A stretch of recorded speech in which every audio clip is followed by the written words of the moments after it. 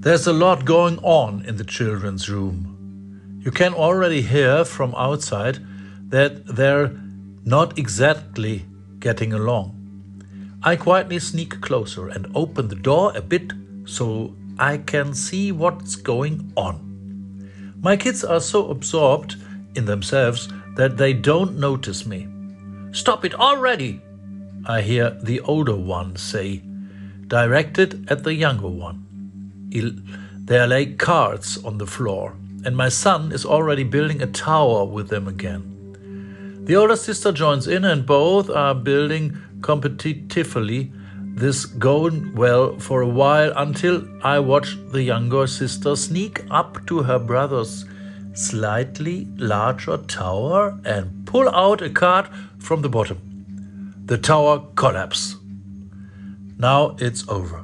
Before it gets physical, I step in, pick up the little one, and leave the room with her, despite her protests.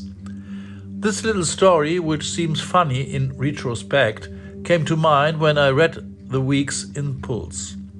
To be fair, the younger one was really quite little, so she couldn't be blamed too much. Still, I explained to her that she had caused a lot of trouble and that it wasn't nice. Things can be better.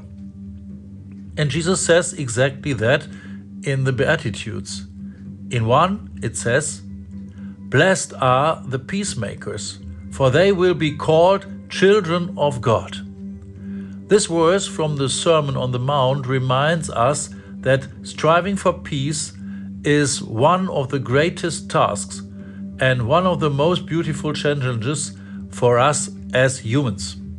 Blessed are the peacemakers doesn't just mean standing up for peace in big conflicts between nations or groups, but also in our everyday lives and our relationships, in the family, at school, at work, and in our community. Making peace begins even in the children's room.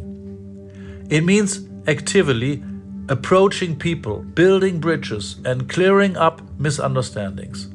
It means not insisting on conflicts, but having the courage to give in, to forgive, and to seek a common solution. It's about caring not only for our own well-being, but also for the well-being of others.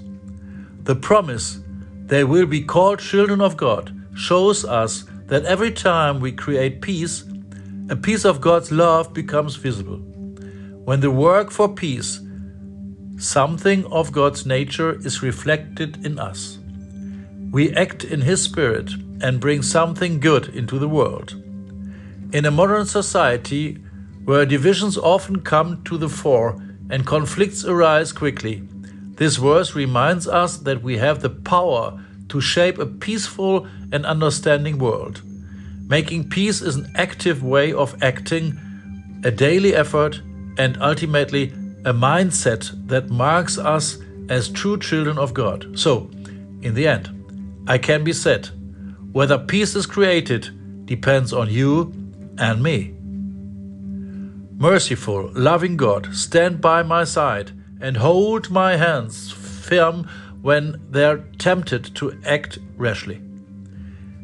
Tame my tongue when it starts to speak without thinking.